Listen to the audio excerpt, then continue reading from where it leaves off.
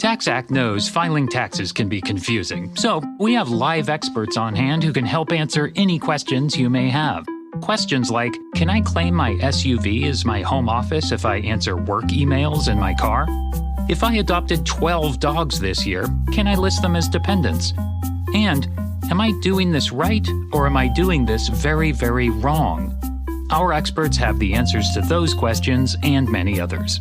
TaxAct. Let's get them over with. Refreshing Wild Cherry Cola meets smooth cream. The treat you deserve. Pepsi Wild Cherry and Cream. Treat yourself. It's the Paradise Podcast. I am your host, Ryan Michelle Bethay, with my husband, Sterling. What's up? Join us here on Hulu and Hulu on Disney Plus, where we'll discuss each episode with the cast and crew of Paradise. I'll be getting all the secrets from Dan Fogelman, James Marsden, Shailene Woodley, Julianne Nicholson, and Sterling Kelby Brown. Woo! Paradise, the official podcast, is now streaming. And stream Paradise on Hulu and Hulu on Disney Plus. So how's this gonna work? Are you gonna pay me up front? I don't understand. It'd be really great if I could get paid now in cash. Oh, well, we don't do that. Okay, well, when you cut my check, just make it payable to Dewey Finn for tax reasons. You can discuss all of that with Candace in administration at the end of the day. Okay, when's the end of the day? We commence at 8:15. School lets out at 3. Oh, you know what? You think I could cut out a little early today? I got some stuff I gotta do. It's cool. I can stay. Mr. Schneebly, this is considered the best elementary school in the state, and we maintain that reputation by adhering to a strict code of conduct, faculty included. You know what? You don't have to worry about me because I'm a hard ass. And if a kid gets out of line, I got no problem smacking him in the head. No, we don't use corporal punishment here. Okay, so just verbal abuse? Mr. Schneebly, if you have any problems with any of your students, you just send them to me. I will do the disciplining. Check. This is Tom. And Zeus from the Shout It Out Loudcast, and you're listening to The Hook Rocks with Jay Scott, the ultimate rock community podcast. Rock crowd, throw your arms around me. I feel glad when you surround me. It's you who grounds me. When you're done, put me back where you found me. For the show, I never know if I could make it. I spend each day trying not to fake it. Every morning is a constant struggle, but when I'm with you, my life, it makes perfect sense. Rock crowd, throw your arms around me. I feel glad when you're surround me. It's you who grounds me. When you're done, put me back where you found me. Yeah. I sit backstage. Oh, I never know what to play. Hey everybody, what's going on? Happy Memorial Day to you. Hope you're all barbecuing. Hope you are enjoying the first weekend of summer. It's not really officially summer. We have a few more weeks for that, but this is always thought of across the United States, at least, as this being the first weekend of summer because everybody's out and about, and there's carnivals, there's barbecues, there's whatever, it's just people finally cleaning out their patio furniture or cleaning off their patio furniture and sitting and enjoying themselves and barbecuing some ribs or some steak or burgers or dogs or whatever. So hope you're all enjoying your day, and we've got a special episode for you. First off, I'd like to mention that, yes, we are part of the Pantheon podcast, and the Hook Rocks is very excited to be part of that family and also be part of the other podcasts that are on that platform, such as Mistress Carrie, who we just had on a week or so ago, Shout Out Loudcast, my friends Tom and Zeus, Vinny Appice, Carmen Apiece, Cobras and Fire, you name it, Martin Popoff. This is some great music podcasts. There's so many others on that platform. They're continuing to grow, And if you want to visit their website, pantheonpodcast.com, I'm sure you'll find something. There's some really interesting points of view in terms of music and how people cover it and what people want to discuss. As always, follow us, subscribe to us wherever you podcast so you can get the latest episode. And a little bit of a secret that usually those who do subscribe and follow get the episode a few hours before it drops on my social media platforms like Twitter and Facebook, which you can both follow at The Hook Rocks. Search those both up on Twitter and Facebook. Write us a review. Be interactive. We love hearing from you. So enjoy the music topics, the music interviews, the commentary we have, and the polls we do run on our social media too as well. I'd like to welcome in our next guest. This is the third time he has been a guest on the show. It's always a pleasure to have one of the members of the Groove Council, which is a little bit of our group that we talk about new music offline, and we share new bands from the UK. There's a few people that are from across the pond that are part of it. There's people that are local here to the States, all over in different cities. And from Southern California, I'd like to welcome in Rob in the Hood. What's going on? How are you?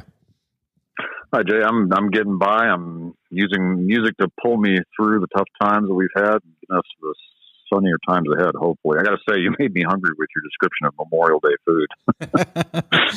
Yes. We're all looking forward to it. And hey, man, it has been a tough year for many of us, and I just wish continued healing through music for you, and someday soon, hopefully there'll be light at the end of the tunnel and light upon us, for those that are struggling. So right on.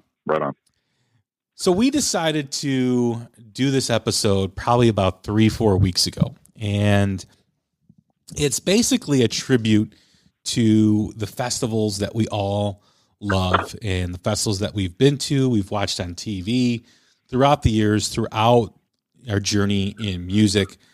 I always mention the US Festival, or now I should say the US Festival, as I was corrected by Sonny Pooney and Stephen Wright from Growing Up Rock podcast. It is the US Festival. I did call it the US Festival when I was younger. Then I was corrected by someone, God, like a decade later after I saw it. I've been calling it the US Festival, but it is in fact the US Festival.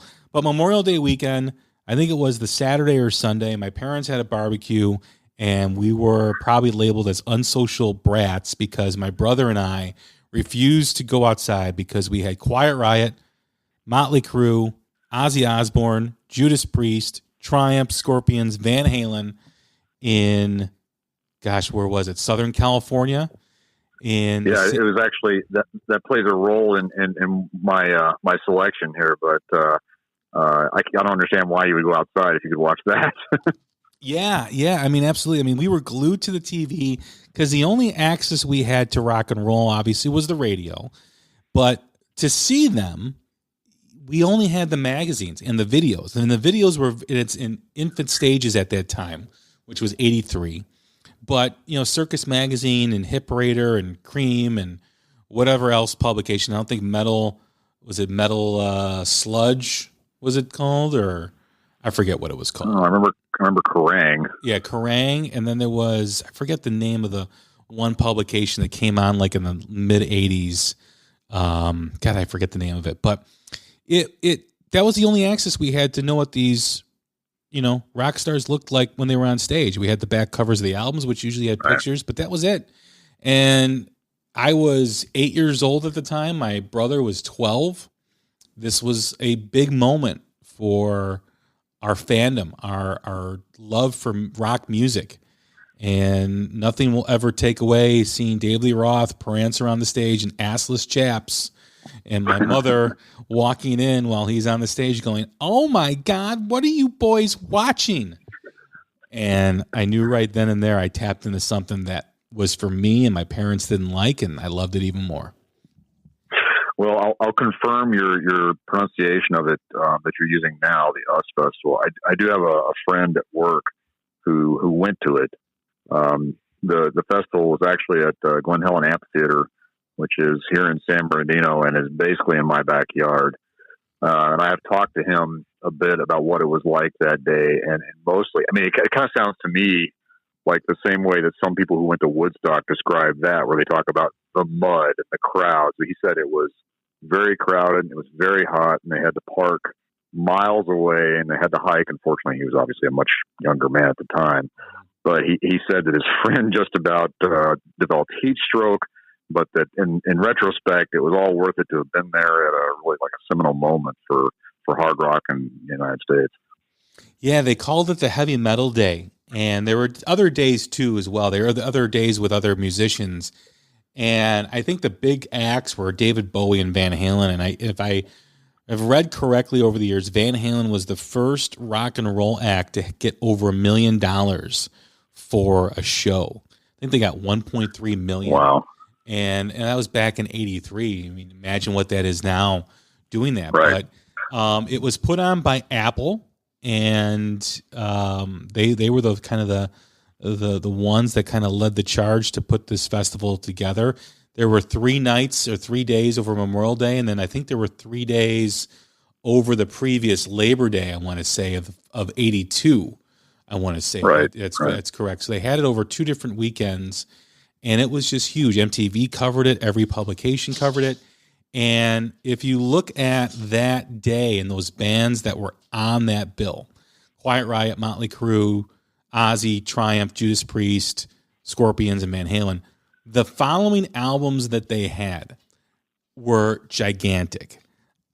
Right. Quiet Riot had already released Metal Health, and that just, put them into superstar status. Motley Crue had Too Fast for Love, but really, gained popularity with Shout the Devil. Bark at the Moon for Ozzy was the first record with Jakey Lee, who replaced Randy Rhoads, and that was a big record. You had Judas Priest, who released Defenders of the Faith after that, which was huge. They were coming off the tour with Screaming for Vengeance. The fifth band, Triumph, released Thunder 7, which was a big record.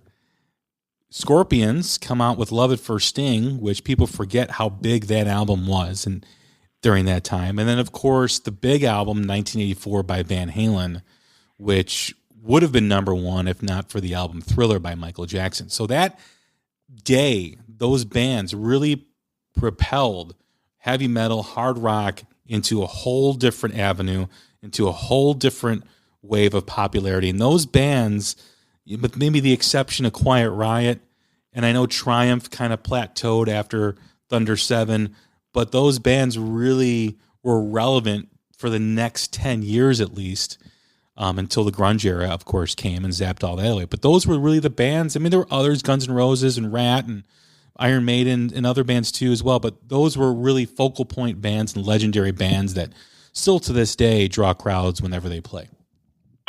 Yeah, and the time frame was just right for me. That was the beginning of my right on the cusp of my freshman year in high school, and so my impressionable young mind was ready to be imprinted with all that stuff. And there was that second US Festival, the one that we were focusing on right now, was produced by Barry Fay, who was the promoter in the Denver concert scene, which is the area in which I grew up. And he had Fayline, and he was really responsible for putting that whole show together. Yeah, just an amazing time. There's video. There's videos on YouTube of each performance. You can watch all of it. Though for those that have never seen it, it's a fantastic show. There's a lot of backstory, and one day we'll do a show on the festival itself. But Rob and I had an idea that Rob and the Hood and I had an idea that we would make this show as kind of like a tribute to the US Festival and other festivals, because it's Memorial Day weekend and the summer's coming up and festivals are being announced, that we pick our festival. We name it. We pick our individual days. We have 7 bands for each day. The qualifications are that the band must be active. So, we can't do these fantasy fests where Zeppelin and, Queen and all these other bands are on there. I didn't make it a qualification, but I kind of went the next step and said, hey, they've got to have either a full length album out or an EP at least released. It can't be like just based on a single. So I kind of went that route. I don't know if Robin Hood did that or not, but that's kind of the way I went. But we're gonna start picking our days, our name of our festival, and the bands that are playing. So there's 21 total bands over a 3-day. Mine goes through Friday, Saturday, Sunday. Let's start with the name of the festival. What's yours? Okay, well, I right in the middle of what you were just saying, I almost thought maybe I should change it. Because instead of the Us Festival, you just referred to the Our Festival. I thought, well, that's a good one. Maybe we should use that. I initially had this idea, and I know that you and Chris have kind of talked about this in the past, Chris Cordetti, and about how many bands there are that have black in the title. How many current bands have black in their name? And I thought, well, wouldn't it be cool to have a 3-day festival called The Color of Rock, where every band has a color in its name? And I started down that path, and I realized, well, I can't come up with 27 active bands with colors in their title. I can do a lot of the black ones, and so I'm going to keep that one. So I really decided that since everyone from Gene Simmons to others in the public eye have declared that rock is dead, I decided to call mine the Rock is Dead Community Seance. And you had mentioned at some point, consider maybe the venue as well. And so I'm going to go right back to the site where the Us Festival was. Mine's going to be held at the Glen Helen Amphitheater in San Bernardino for multiple reasons. If it was going to be the Color Festival, I was going to stick it at Red Rocks, which is my favorite outdoor venue. But Glen Helen, is about 15 minutes away from where I live. And there are some significant ties in rock and roll to San Bernardino that I don't think are really appreciated. One is the Us Festival itself. Randy Rhoads is buried in San Bernardino. His grave is about 3 miles from where my office is. And something I learned recently, the very first North American live appearance of the Rolling Stones occurred in San Bernardino, about 2 miles away from my office. And so I think, hey, this is a great place for my Rock is Dead community seance. I like it. That's awesome. I did not know that Randy Rhoads was buried in San Bernardino. Yeah, his marker is actually really easy to find. It's in a pretty crappy area, actually, the cemetery. My understanding is because his aunt, who I believe taught music lessons in the area, and I could be wrong about this, I'm sure somebody will let me know. The family already had the plot, and so that's where they decided to bury him after he passed away. And so if you go to that cemetery, right inside the entrance, most of the markers in that cemetery are pretty subdued and nothing ostentatious. Immediately as you go in, off to the left, you can see a fairly prominent marker, and you go up to it, and it is it's not quite a mausoleum, but it's getting there. And there's all sorts of inscriptions on it that relate to rock and roll and giving the gift of music to the youth of the world. And it's kind of cool that I can go visit that. That's awesome. I got next time out in California, I got to check that out. Absolutely. My name of the festival, or the festival the name I give my festival is called Celebration Days. And basically it's a celebration of rock music from new bands to legacy artists. And it's kind of meant to be a passing of the torch from the big bands that are my headliners to the bands that are up and coming. I picked a venue that I have not been to in years, but I spent a lot of time there as a teenager, as a young adult, and that is Alpine Valley in East Troy, Wisconsin. It's not the 100,000 people or whatever that the Us Festival was, or some of the other festivals, but it's a great venue. It's got a huge lawn, and it's a great atmosphere. Every show I've ever been to there has just been incredible. A great atmosphere. I've seen everyone from Aerosmith to Van Halen to Motley Crue to wherever. And it's just under 40,000 capacity. It's 37,000, but this is the famed venue that Stevie Ray Vaughan died at. His helicopter crashed into the one of the ski hills at the resort. It's actually a ski resort in the wintertime, but they run concerts there in the summer, or they used to. They don't really do a lot there anymore. But this is, has its history there. But I figure, it's a great place to celebrate music. So my festival is called Celebration Days. And I'm assuming that draws some inspiration from your love for Led Zeppelin. It does. It's also a tribute to my favorite band, who I regard as the best, rock band of all time, and that is the great Led Zeppelin. I know we just talked on the podcast about the Beatles. Beatles, I think, have more the greatest influence on rock music. I think Led Zeppelin is the greatest rock band. So that's where I dig it. Draw my differential. So day one, Friday. What do you call your first day? Do you have a name for it? Well, I do. I call it Black Friday. And as you and Chris have noted, that there are a ton of bands out there right now that have black in the title. And so my first 7 bands for Black Friday all use that moniker. As you were talking about, I did select active bands. I did pick all bands that have at least one full-length recording. There's nothing on my list that only has an EP. I think everybody has a full album out. I also only selected bands that I have been able to acquire a physical copy of the album. CD, vinyl. I'm rather obsessed lately with vinyl because I got a new turntable a little while back, and it's really bad for my pocketbook. But I'm very much tied to that physical copy.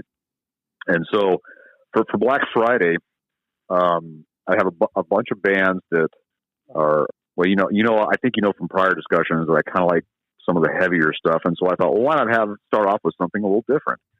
And so I think every festival probably has some act where everybody goes, what are we watching? What is this? And so I want to start off with a duo called the Black Donnellys, which is a pair of guys who are from Dublin, Ireland, and who currently are the resident act at an Irish pub in Las Vegas.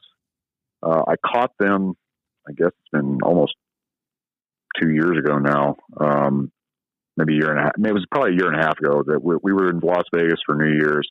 And when you have a couple of stouts and you're listening to live Irish music, what fun is that? They do have an album that's called This Is My Home. What's fairly notable about them is that they have they set the Guinness World Record for most shows in most locations in the shortest amount of time. And there actually was a documentary movie that was made about them called This Is My Home. And they played 60 shows in 50 states in 40 days. So that's going to be my opening act. And I'm sure everybody will go, I don't know what I'm seeing, but this is not a rock and roll festival. My follow-up is the band Black Road from Chicago, your neck of the woods. They have an EP and a full-length album out. The EP is Black Road, and the full-length album is Witch of the Future, and that came out in 2019.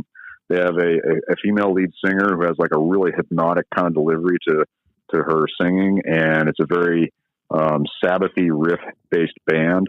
I think that this band would really get the people's attention. I've been watching to see if they would put out something in the near future. They did.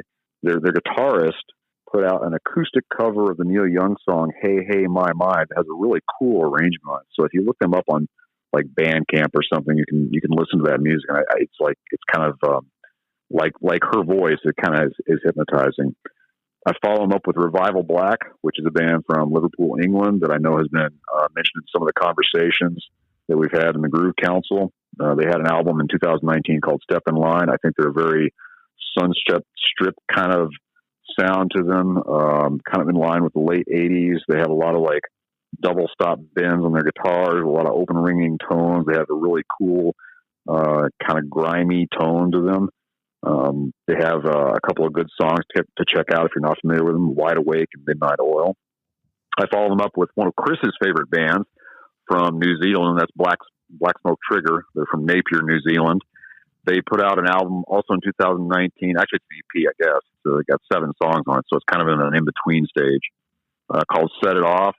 If you don't know them, I really think that they're probably indicative of what seems to me a heavy influence of Alice in Chains in the Southern Hemisphere.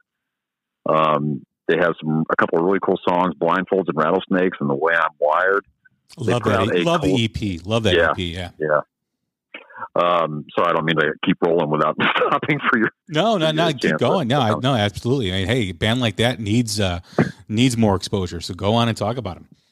Yeah, I think that when I listen to it, the vocals don't remind me so much of Alice in Chains, but the guitar like tone and playing style does call up Jerry Cantrell's influence very much in my mind. They put out a collector's edition of that same EP during last year, where it had the original EP on it, and then it had I think it was 4 or 5 live songs on it, and they had one bonus song on there as well. And they did what I thought was a really cool thing. If you ordered the EP ahead of time, they signed it for you and sent it to you, and then they took a short video of themselves packaging your CD, and they sent you a personalized message as they mailed it off to you. And I thought that was a pretty cool thing, because that must have taken a lot of time and effort to do. And I think the bands that appreciate their fans like that deserve some mention. So continuing on, next I've got another one that I know is a favorite of Chris's, and that's Blackjack Mountain from Carrollton, Georgia. I kind of think of them as kind of a straight-ahead rock and roll kind of band with a little tinge of swampy music in them. They had an album that just came out this year that I know that he's a big fan of, Holding Time. I think you like the album as well. There's a couple of songs on there that I think really stand out, Witch of the Swamp and Echoes of Time. Moving ahead to my 6th band of the day, so we're getting a bigger act here, is a long-standing favorite of many people, and I believe it's one of yours as well, and that's Blackberry Smoke.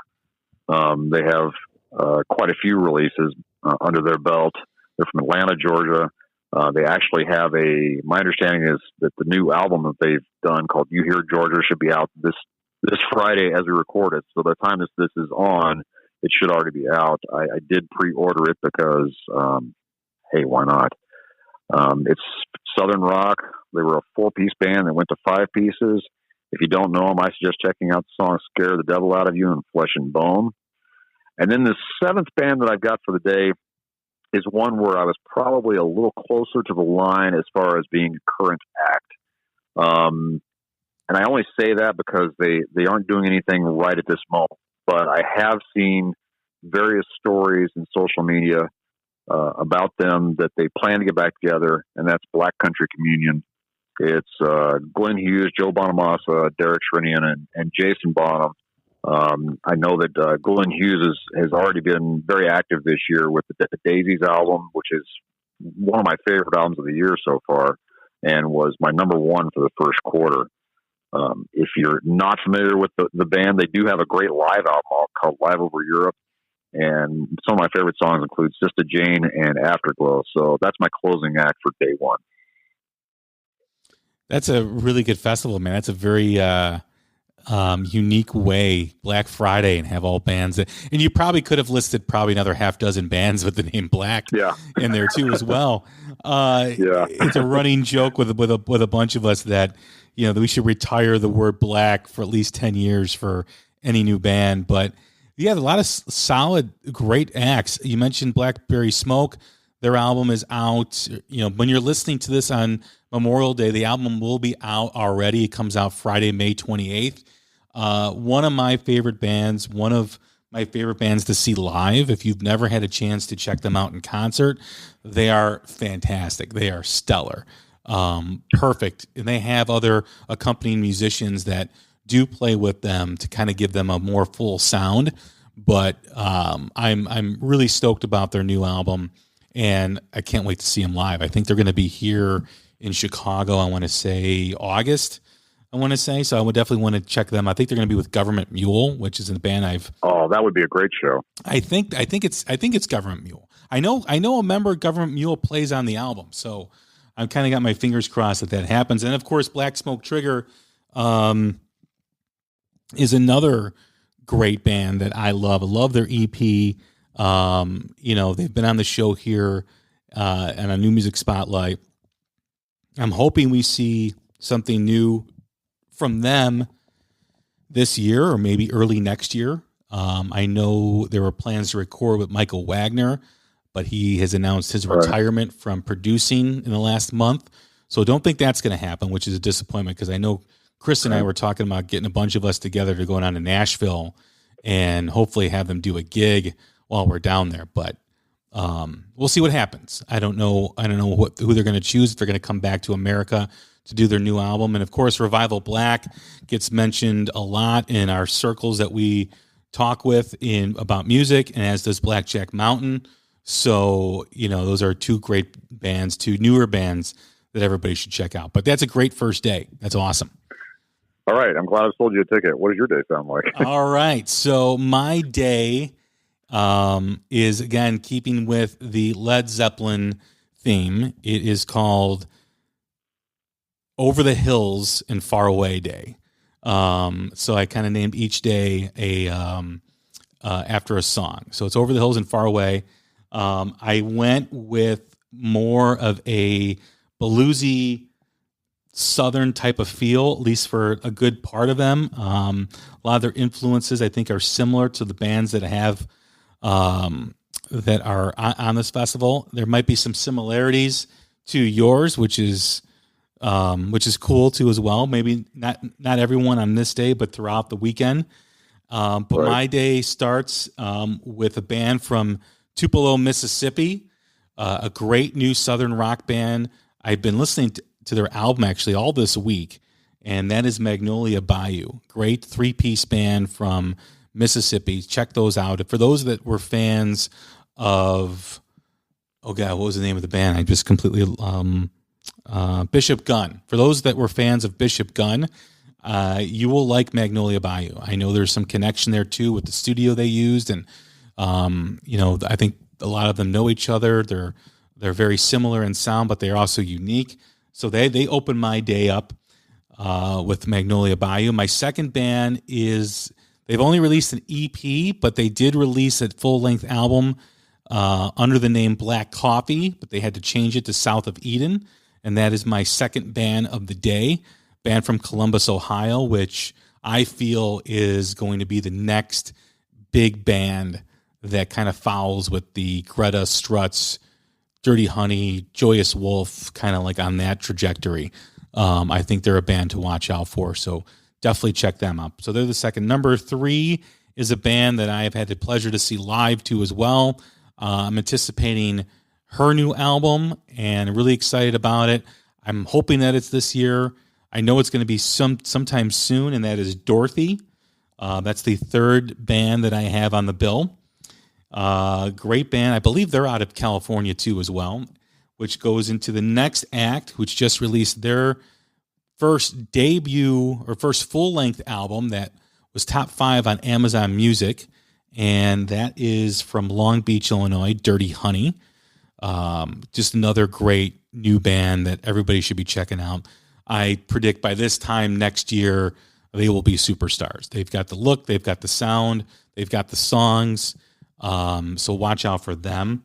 Our first similar or first same pick comes in the 5th band of the day, and that is Blackberry Smoke, which I just talked about. All right. That a great live act, great band to see. They're going to be touring too as well this coming year. So if you have a chance to get out and see them, please do. You will not be disappointed. Which goes into my 6th band of the day, keeping with the black theme, very similar to Robin Hood's Black Friday, and that is the Black Crowes, the number 6 band playing that day. Not the headliner, but they're going to probably play, an hour 20, hour 15 maybe. And then the big band, the big headliner of the day, and that is Guns N' Roses, headlining Friday. And that all right. Finishes up day 1 of Celebration Days. Well, I like your Over the Hills and Far Away. I'm going to buy a ticket to that one as well, even though I've never seen a concert in Wisconsin. It's high time that I did. So a lot of cheese, a lot of beer, a lot of curds, a lot of cheese curds. I'm in favor of both of those things, so I'm sure that I would love it. I'm sure the concessions would be fantastic. I think you're right that there is a little bit of overlap that you can anticipate there.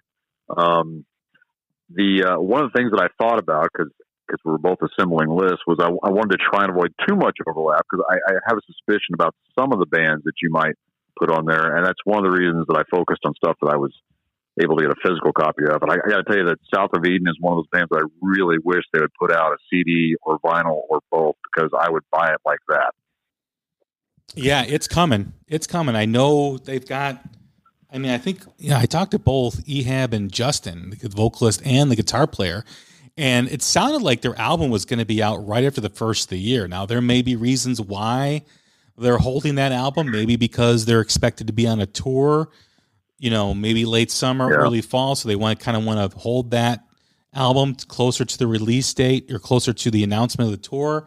So I expect them to have their album pretty soon, and if it's anything like their EP that they did, which is only released digitally, which if they're listening, please release that in a physical copy of some form. Yes, please. Yes, it is. It's going to be fantastic. And their Black Coffee album, which I was able to pick up off their old website, is another great album too, as well. So. Yeah, and I'm jealous that you and Chris both have physical copies of that. That's another one that I would like to have. Well, keep searching Discogs and get ready to spend a fortune. So I have it on my permanent search for Discogs. Yeah, I've got a few albums like that too. So, but yeah, that's my that's day one. So, okay, so day two, which is the Saturday, I've called Saturn's Day, and it's a day where it's going to be focused more on bands that some people would call doom, some people would call stoner metal, some people would call desert rock. I just call it rock and roll, but it's heavy stuff. There's a lot of imagery that's either related to like some dark things or some like sci-fi fantasy things, which is why I decided to call it Saturn's Day. And so it's gonna start off with the band that I picked for my number one album for 2019, and that's Dune Eater. I think they're from Melbourne, Australia. I saw a reference that indicates they're at least from Victoria, the state or province, whatever the geopolitical division is, that's there. They're a little bit elusive to find out information on. They are on Bandcamp, which is how I got the album in the first place. And you can get it on both CD, or you could get it both on CD and vinyl. I'm actually not sure if it's still available on vinyl or not. When I first got it, I saw references to it being just a self-titled, but then later I saw that the title appears to have been adopted that corresponded with the picture on it, and that was called No Gas, No Good. This band just really does it for me. They have, I think if somebody likes the Melvins, they would like this band. And they've got a lot of really cool riffs. There's great vocals that fit that style of music. And it really just, their album grabbed me and pulled me all the way through. If you don't know the band, I suggest checking out the songs Hide Rider. And they have some great song titles. Magical Hula and the Stabbing Cabin. So that's my opening act. And if that doesn't grab the attention of the audience, I don't think anything will. My second band is Lowrider from Stockholm, Sweden. Not to be confused with the sort of legacy act that's out there that's touring. There's essentially about 4 members of the original War. This is a completely different band, and so if you went in search of that band and you saw this, you're in for a pretty big shock. They are heavy. Their stuff is fairly lengthy, and so I like to set aside time to really devote to listening to like the entire pieces, just because it's not something you're going to listen to quick. This is one of a number of bands, especially on this particular day, that I got to give a big hat tip to Turbo, one of the other contributors to my future bankruptcy, because he's very well versed in a lot of stuff out there that is off the radar of most of the listening public. This band is one of them. If you don't know the band, I suggest listening to the songs Pipe Rider and Chivalry. They have 2 albums, Ode to Io, which is a reference to the moon, and Refractions, both very good. The third act is one of my current favorites, The Age of Truth, which again Turbo clued me into. Their album that came out in 2017, Threshold, is probably my most listened to album in the last 2 months. It's something that I keep going back to. It's like I want to listen to other stuff, but I keep the riffs in it are so compelling to me and so cool. And the vinyl that I got was really cool, Blood Red, that I am super excited because they have a new album that's coming out, I believe in July, called Resolute. They did release a single off of the album called Salome, which is based on the Dance of the Seven Veils. And the band, I'm really excited about that album coming out. So they have a couple of great songs. Actually, the entire album, Threshold, their first album, is worth checking out. But if you want to get a taste of them, look to When I Come Back a God and Caroline. Great band. Followed by another great band.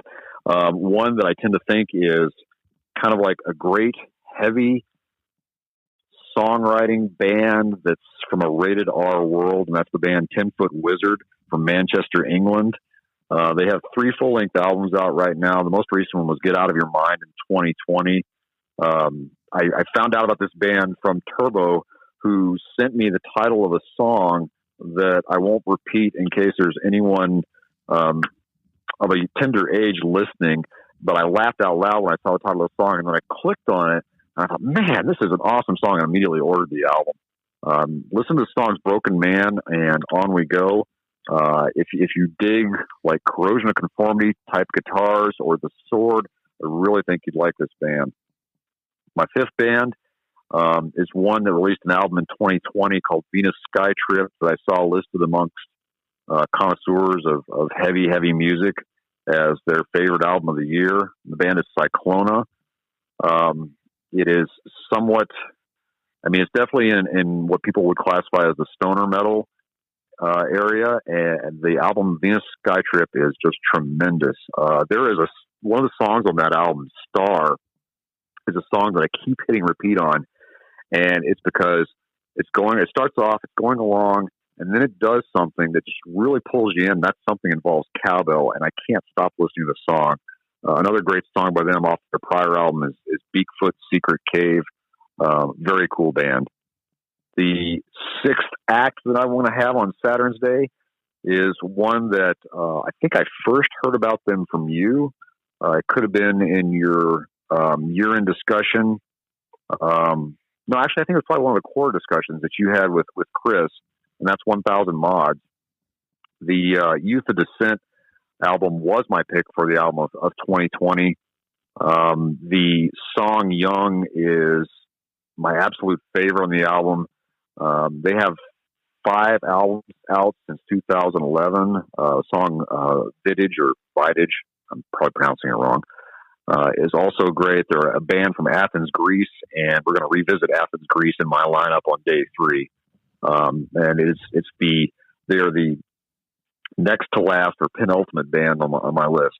And then number 7 for my Saturn's Day, for my heavy duty day, is going to be Greenleaf. I did hear your conversation recently with Tommy, the singer from Greenleaf. Excuse me, not the singer, the guitar player from Greenleaf. And I thought it was very cool. They have a slew of albums out there from Borlänge, Sweden, if I'm pronouncing it correctly. Their album Echoes from a Mass from this year, it's phenomenally good. The song Good God, I Better Run is killer from their last album. Before that, excuse me, Hear the Rivers, The Rumble and the Weight is really good. And they're going to close out my Saturn's Day. What a day. 1,000 Mods and Greenleaf are both phenomenal bands, 2 of my favorites. 1,000 Mods, if you want to further your potential bankruptcy, have fun finding their first 3 albums that I've been lucky enough to obtain.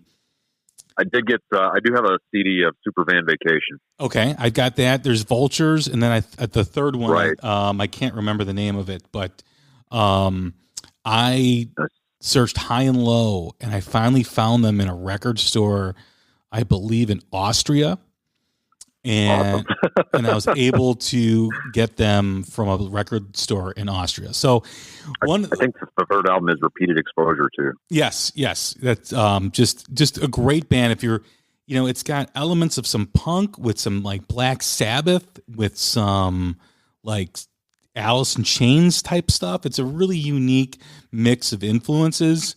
but they do it really well. That's a band that I hope comes back to the States. I know they released their album Youth of Dissent last year. I think it was last spring. And obviously they were unable to tour because of the pandemic. But I know they've been to the States previously, and I hope they come back again because they're a great band. Greenleaf is another band I'd love to see. And the other 5 bands, well, I've got to do some homework because I know I've seen Turbo recommend those bands, and I just haven't had time to listen. So I got to check them out too. Yeah, I think that the Age of Truth is the Threshold record is a tremendous record that if it was something that I had discovered in 2017, it would have been my record of the year because it's just fantastic. Awesome. So no, that's a good day.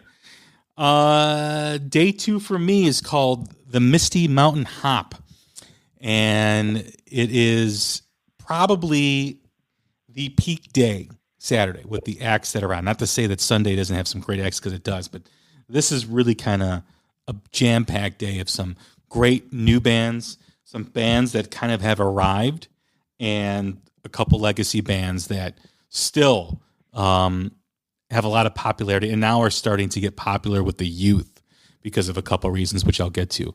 So my first band is another band that we kind of mix, and that's Black Smoke Trigger, opening it up with them. We go to Sweden for band number 2. It's a band that I love. It's got a very hard edge to it. Really great hard rocking band. It's an all-female band, and that is Thunder Mother. So that is on my second act. My third act kind of brings some fun and some energy to kind of a throwback era, and that is the Struts, and number 3 act of the day. Great band. They had an album come out last year too as well, with special guest Tom Morello. Joe Elliott's on that album. And then, of course, my 4th band, which just released their album in April, their second full-length album, and that is Greta Van Fleet as the 4th band. I love their album. I know it's a very polarizing record for a lot of people, and a lot of people that Rob and I both talk to. And I just feel that I like it. I like their progression. I like the progginess on the new album. It still has a bit of Zeppelin influence, but I don't think you can say that it sounds more Zeppelin than ever, because it doesn't. I don't think you can really continue to make those comparisons to Zeppelin, because they do bring a whole other form of influence with them. You'll hear a lot of Elton John, you hear a lot of Stones. It's definitely 70s-esque. I will say that. It's definitely 70s influence, but I think there's a lot of growth on this album. And I'm sure Chris Corradetti and I will have that discussion when we do our second quarter review. But I think there's also, that's one of the things that's missing today, is that polarizing rock band that we all knew and loved when we were growing up, whether it was Bon Jovi, whether it was Metallica, whether it was a band that, half the class hated and half the class loved. I think that's missing, and I'm glad to see that some of that is coming back. So I do like that. My 6th band is a band that's been around for a little over 10 years that, in my opinion, should be the new face of rock music. And they have an album coming out later this year.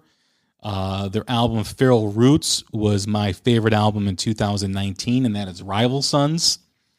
Great band. Jay Buchanan just completely nails it. They're a band, again, from Long Beach.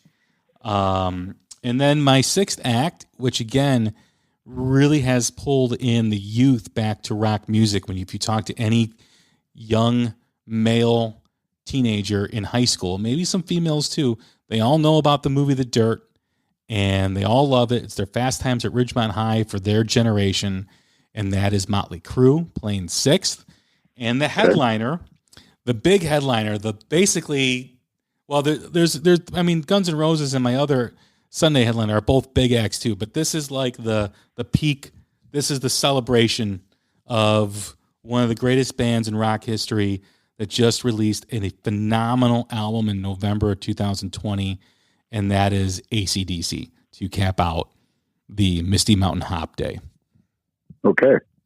Well, I've decided I'm going to buy an all festival pass for your festival, so you sucked me in. Awesome. I do, I do like that Greta Van Fleet album.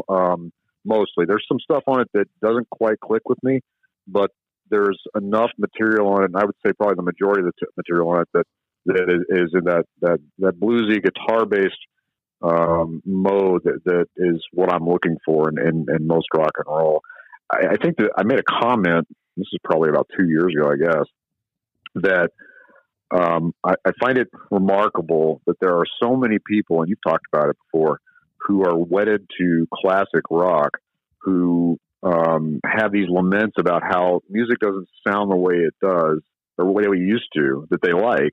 And then a band like Greta Van Fleet comes out that is clearly in that blues-based hard rock tradition, and they give them nothing but grief.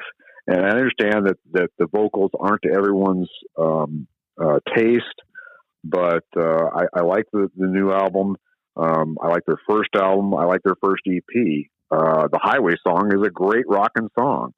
And so I'm with you on that one. I really thought about including Rival Sons. The only reason I didn't is because I thought they might be too busy with your festival to play with mine. Well, that is a good point. They can't double book, and I got exclusive rights to all my bands that they cannot do another festival for 30 days before or after. So that kind of takes them out for the summer. But no, you're right on Greta Van Fleet. I understand if you don't like the music, I get it. You can't like everything, but what I don't like, and I think it's ridiculous, is how it's just.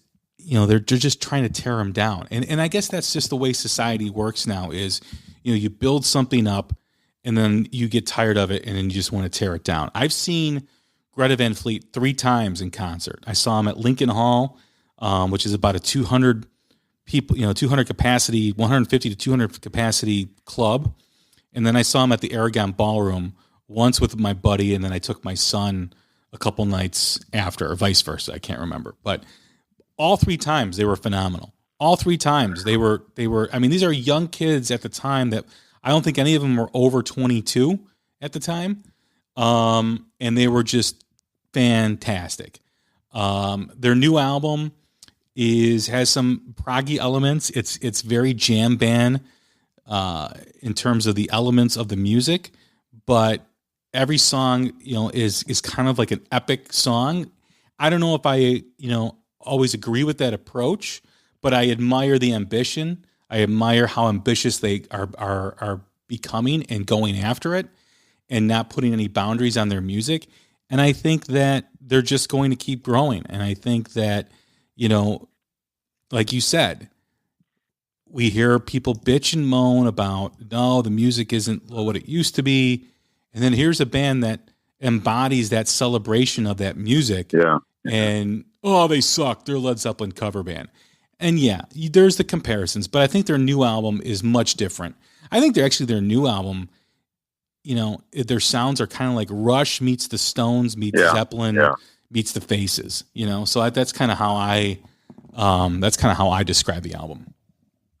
I have not seen them live yet, but I bought tickets to their upcoming LA show yesterday.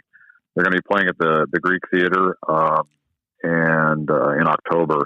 And so I'm really excited. I'm really excited about live music coming back, obviously, but I'm excited just to see them and see what kind of show they put on. Yeah, you will like them. I mean, unless things have changed, they were a phenomenal act. I mean, I've talked to other bands that are friends with them offline, and all those guys do is play music. That's like their whole life is they just write and play music. And they're almost, you could probably consider them prodigies in a way, that they're able to make this music the way it is. And they're connecting with the youth of America. There's no doubt about it. My son, his friends, all love them. So, we're also not in the demographic. Classic rock fans are not in the demographic to really, make a difference, in my opinion. But all right. Moving along to the third and final day. This is when all the beers got to be sold and all the merch has got to be bought. And so my third day, Sunday, is entitled and on the third day, with an ellipsis after that. Nice. And my day is closer to straight ahead rock and roll. It's not as heavy as day 2 was, but there's certainly heaviness here. In fact, there's one band that there's actually 2 bands that I contemplated could play on day 2, but I included them here on day 3. And so I'm going to start right off with a band that completely captured my ears when I found out about them again from Turbo. It's not the heaviness that he's filled my credit card with from day 2. But it is a band that not only caught my attention, but I think it caught Skylab's attention too, and that's White Dog. The band is from Austin, Texas. They released their debut album, White Dog, last year, and I think Skylab said that the Allman Brothers are clearly alive here, and that is absolutely right. The vocals do not sound like Greg Allman, but the guitar lines are very much along in the same vein as the harmonized guitar stuff that Dwayne Allman and Dickie Betts used to do. I'm listening to the album, and it's like I suddenly had this epiphany, and I bought both the CD and the vinyl, which is a very cool turquoisey color. And I ran to the album to look at the liner notes because that's something you can do when you buy the physical copy. And something that caught my attention that I thought my ears were hearing turned out to be true, and that is a completely analog album. And it is tremendous. The musicianship is great. It kind of like pulls you in and doesn't let you go until the complete album is done. Some of my favorite songs on are Varus Cultus and Black Powder, and it is a damn cool album. Second band is one that I learned about from Chris, and that is Wedge. They're from Berlin, and they actually have 3 albums out. At the moment, I only have the most recent release, which is from this year, and it's called Like No Tomorrow. And sometimes it's hard to describe bands without comparing them to something else, and I feel like I get frustrated with myself for doing that sometimes because I think it's sort of lazy, but at the same time, it's also the best way to try and clue people in who aren't familiar with the band. And so I can't say this band is like early Uriah Heep, but there's like something there that calls that up in my mind because even though it's a trio, they have a heavy guitar component, and they also have a lot of organ stuff in the music as well. And it's really cool. There's a song Blood Red Wine on the Like No Tomorrow album that is outstanding. The album opener Computer is also really good and gives you a taste of that organ component that I'm talking about. My third band is one that just had its debut album released about a week ago, and it's the band Witch. That's spelled Wytch. They are from, I'm going to mispronounce this one, I know, a town called Skellefteå, Sweden. The debut album is called Exordium, and I think that there is a very strong possibility this album is going to end up in my top 10 for the year. I made a comment recently on the group that the production for this album is exactly what I'm looking for. I get really put off by a lot of modern album production where the sound is overcompressed, there's vocal auto-tunes, there's too many effects, and everything is so drenched in sound that you don't hear the real character of the instruments or the singer. And this album is not that way. You hear the players play, you hear the singer sing, and the female singer for this band has a tremendous voice. There's a song called The Savior on there where it's a little bit of a longer song, and it has a couple little changes in it. And if you make it to the end, you hear something where she really stretches her vocals out, and it just kind of captures my attention because of how good her voice is. I think Turbo actually called the song a classic when he listened to it after I brought it up. And then there's another song called Blood that I really like on the album as well. Very good album. My fourth band is one that I know Christy has really embraced and taken to heart, not the least of which is probably because it's from her neck of the woods in Orange County here in California, and that's Desert of Talking Shadows. And so I kept checking back to see, because they were posting periodically that they were working on an album, and they have finally released that album. It's called Foreshadowing. It just came out probably about a month or so ago. I think that if someone is really into Chris Cornell's vocals, they'll find something to like here. The guy does not sound exactly like Chris Cornell. I'm not saying that, but there's elements of it there that I think would really appeal to fans of the Soundgarden sound. There's a song called Into the Lie and another called Dead Fruit on there that I think are good examples of that. Great band. My fifth band of the day takes us back to Athens, Greece, and that's the band Rolling Dice.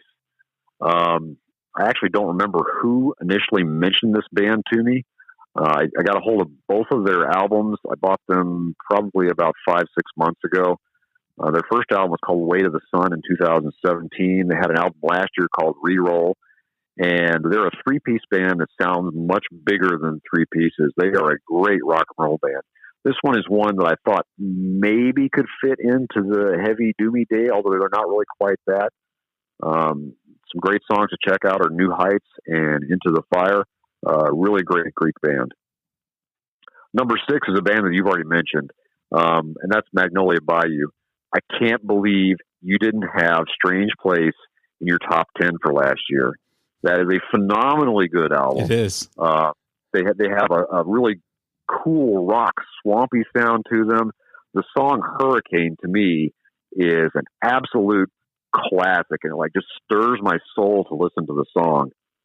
There's another song off their first album, which is a self-titled release called Storm, that I think is really good. And both of those albums, from opening song to closing song, are really strong. If somebody's a rock and roll fan and they're not listening to Magnolia Bayou, they need to rectify that. My closing band for the festival is one that I only recently found out about, and I kick myself for not knowing about this band sooner. It is a band that has heavy bluesy rock. They have a guitar tone that I love, and their songs are so strong. They have 3 albums out. They've been out for more than a decade. The first album's been out for more than a decade. Their last album was from 2019, and that is the band Zed. They are I don't think I can say enough good stuff. I could overdose on this without minding at all. They have a couple of really good songs to check out if you don't know them. Crawl Back to You is one of my favorites. They have a song called Wings of the Angel that really gets me when it gets to the chorus. This band, well, I figured, hey, Zed is a great band to end because Zed's the end of the alphabet. So that's going to close out my 3-day festival.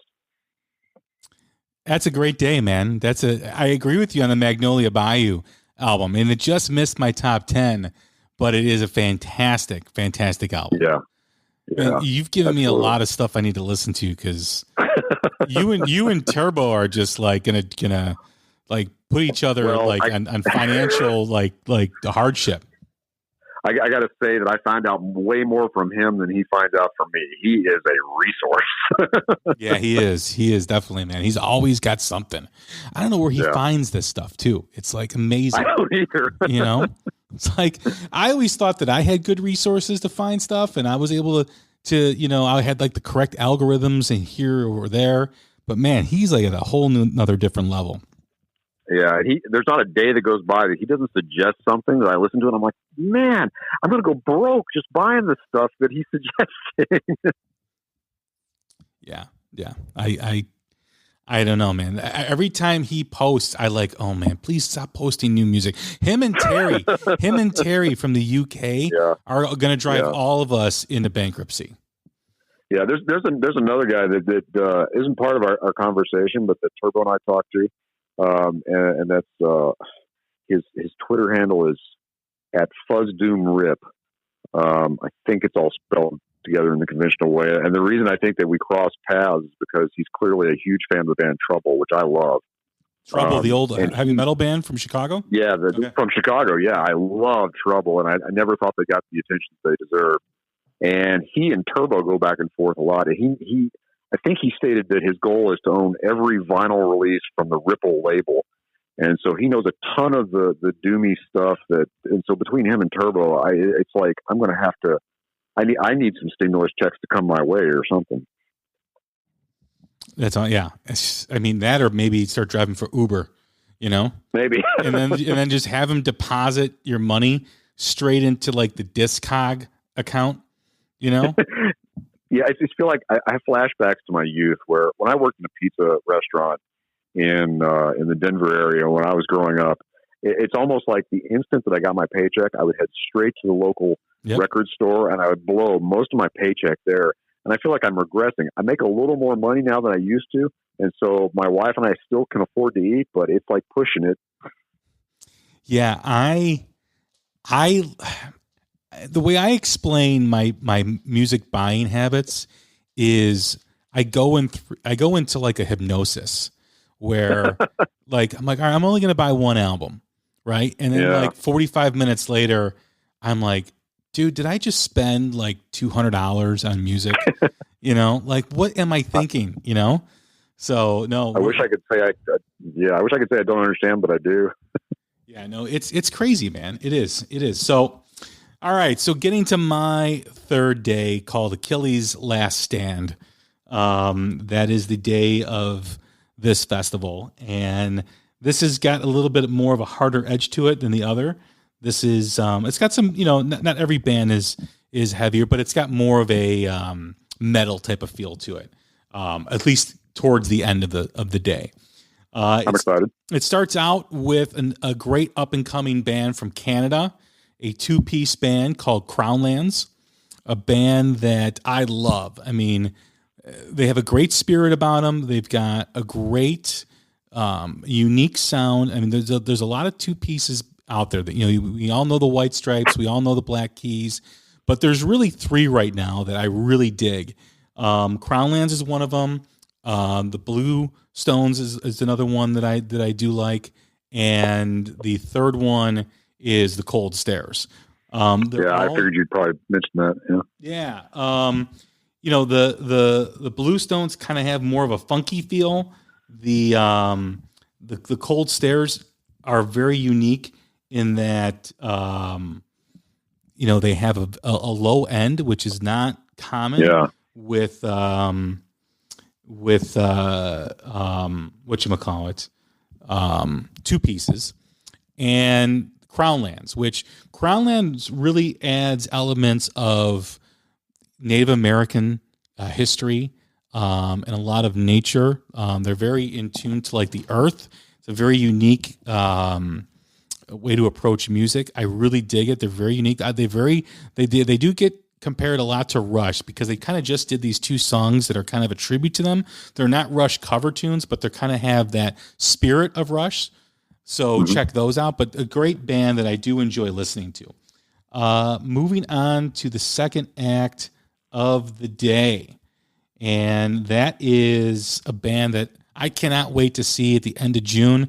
They're coming to Chicago to a small club. I think they're going to be on tour. I know you've seen them live. And they do have an EP. I know we talked full length. I'm kind of cool with just EP. I know they got a new album coming out this year. Joyous Wolf is just a fantastic band. They've opened up for Deep Purple. They've opened up for Buck Cherry. They are really growing their audience. They're a band that I think too is kind of like the next band to really kind of break. You look at the Struts. Struts kind of bring that Queen British pop atmosphere to rock, bring that old school type of energy back, whereas Zeppelin is kind of more that 70s, jam band now, like they're kind of evolving into that. Dirty Honey is more like the Aerosmith with some AC/DC in it. Yeah. And Joyous Wolf to me combines all of that with elements of grunge in the 90s. Very Soundgarden, very Alice in Chains. So I dig them. I love that band. Big things I think are headed for them. The third band, or the band, they are a band. It's not just a solo artist that many people confuse. Have their album coming out on June 11th, the debut album, and that is Mammoth, Wolfgang Van Halen's band, which has just got the 6 songs that he has released so far are absolutely stunning. Big things are ahead for them. They kind of covers all bases with, the harder stuff to also very melodic and very, hook oriented. Obviously he was influenced by his father, but I also believe that it's not in your face. It's not another Van Halen album with just Wolfie doing it. There's elements of Van Halen in it, but it's his own unique sound, and it's just absolutely phenomenal. Moving on to number 4 for the day, a band that has really risen over the last couple of years. They just released their new album, I think in February, and that is the Pretty Reckless. Just a great band. I hope they did cancel their tour dates, or I don't know if they had tour dates announced, but they announced that they probably won't be touring until 2022. So that's disappointing. The 5th band on the bill is very theatric, very adds elements of Kiss and Ozzy and King Diamond and Marilyn Manson, and that is Ghost at the 5th band on the bill. They have a new album coming out later this year too as well. Another act that has an album coming out later on this year. The 6th band on the bill is one of the bands that we talked about at the beginning of the show, part of the US Festival, and I included them in that to kind of pay tribute to that festival, and that is Judas Priest. And the headline act, which for a long time was the biggest metal act going, and that finishes the day off, finishes the festival off, and that is Metallica. That's okay. You got me. You sold me. You're right. I was fortunate enough to see Joyous Wolf. It was the second to last show that I saw before everything shut down. I dragged my wife to. They played in a tiny bar in Fullerton out here called the Slide Bar, and it was of Limbo, which I know you had. Love those guys. You had, yeah, I know you had them on your show, and actually, I had a chance to talk to them during that show or after that show, and I mentioned to them that I had heard them on your podcast, and one of the band members goes, "See, podcasts work." And Joyous Wolf was great. I mean, this was a small club that we saw them in. There probably was not 100 people in there. It was sweaty. It was rock and roll. They have a much bigger presence than that stage allowed them. The guitars were just like in the zone, and I agree with you that they're destined for great things. And they are another band that I really wish would put out a physical copy of that EP, because I would love to have that either a CD or vinyl or both.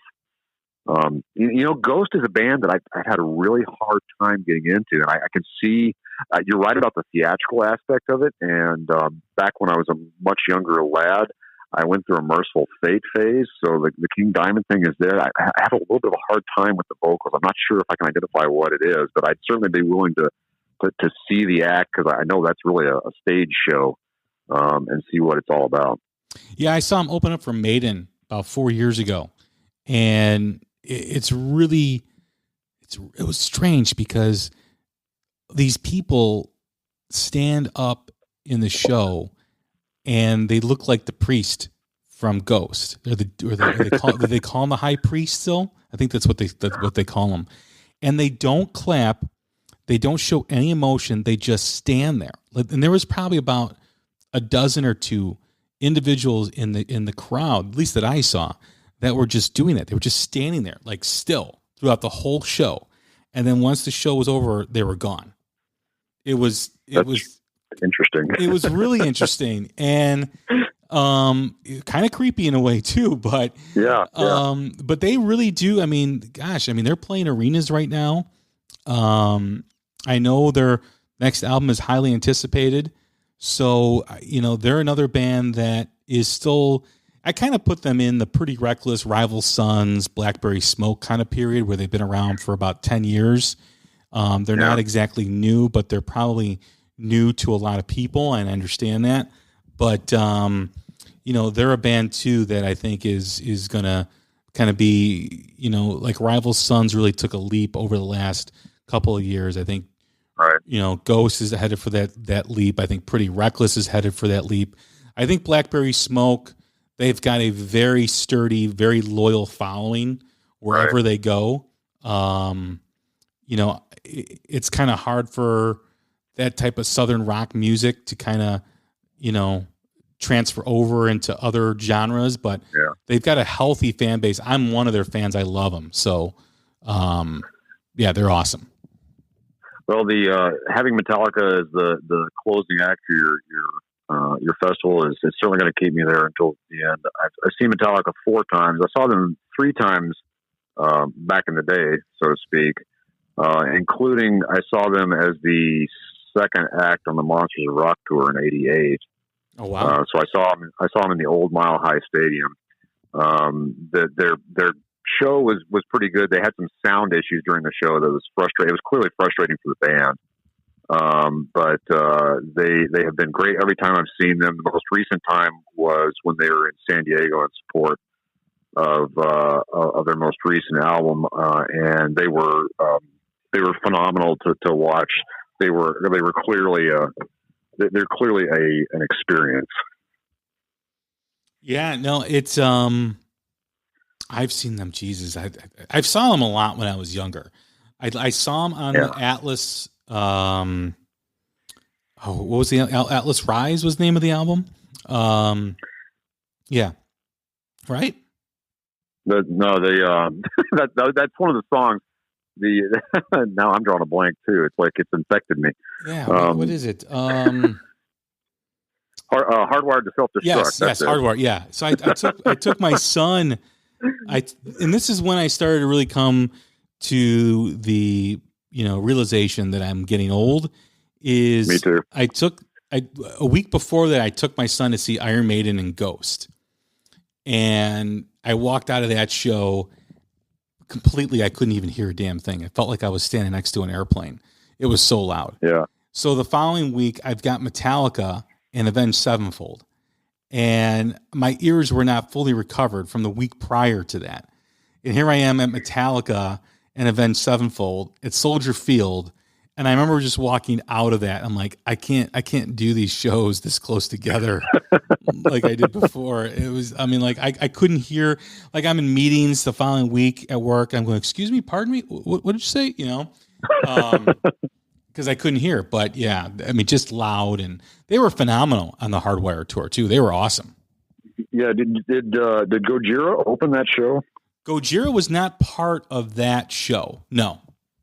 Okay, because when they were in San Diego for that same tour, Avenged Sevenfold was also there, and Gojira was the opening act. And I feel you. They were incredibly loud. We were in fairly high seats, and my ears were ringing from the opening act. And I thought, well, this is going to be a good rock and roll show.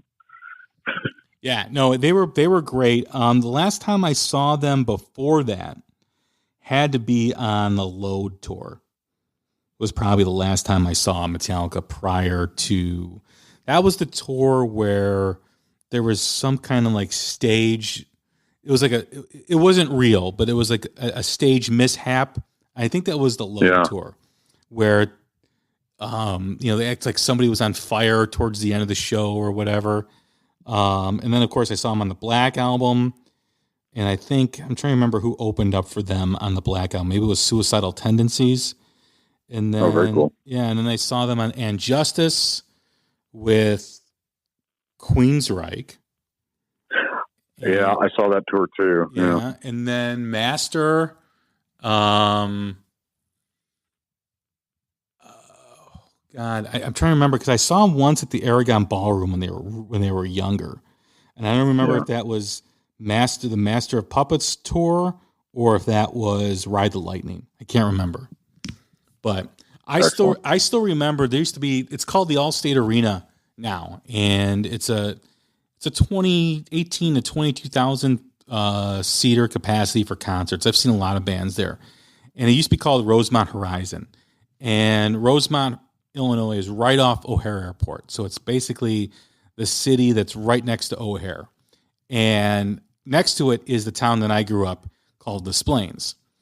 And there used to be a bowling alley called Forest View Bowling Alley in Des Plaines. It may have been Rosemont, but it was right on the edge of Des Plaines or Rosemont.